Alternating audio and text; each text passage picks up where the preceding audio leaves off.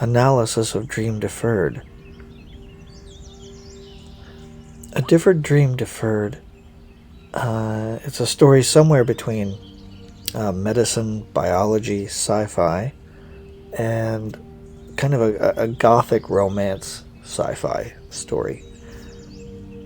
It's a work of soft science fiction, similar to what you find with with Hawthorne's Birthmark, because it takes the reader into the mind of the character, where the complete breakdown, in this case, of a surgeon unable to save his wife, is seen. The setting of the story is one of the elements that makes this story science fiction. The ship which Dan travels on is futuristic enough, along with a few things aboard the ship. I think there was a caffeine up, and there was something called the NS, that was a nutrient supplement thing. The ship's computer is also, sci-fi. All Dan has to do is use the ship's computer is to talk to it.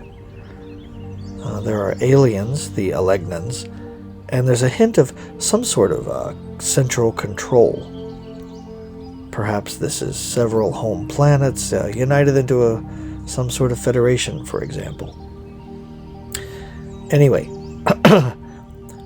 Different Dream Deferred, it shows how humans respond to failure of obligations.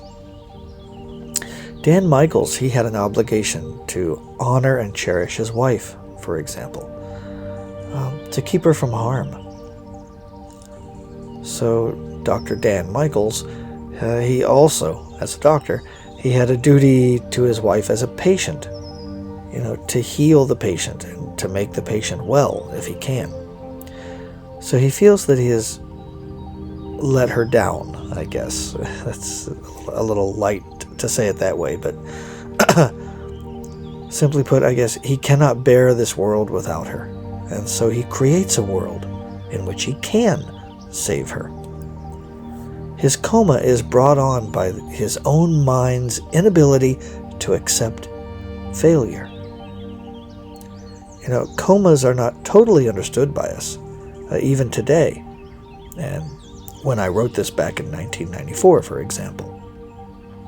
I mean, what causes someone to recover? How long will comas last? So my story hints that, I guess, comas may be used by some person's subconscious as a means of escape.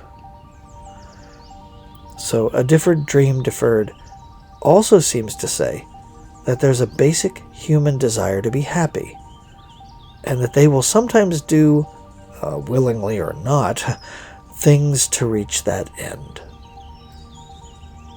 There's also a sense in the story of the character's inability to accept his actions.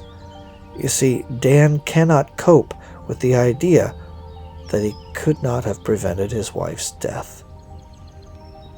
And he also cannot accept a world in which there is no Angela or Allegna, as we discover later. Anyway, it's way back in, I think, 1994 is when I finally codified it at least bound it. That was April 7th, 1994. So that was quite some years ago. We're approaching 30 years ago now. And I'm actually very happy that that it's not just sitting on a shelf for 30 more years. At least I'm doing something with it. So gratitude for anyone who's listening. I appreciate it. And stay safe and healthy. Thank you.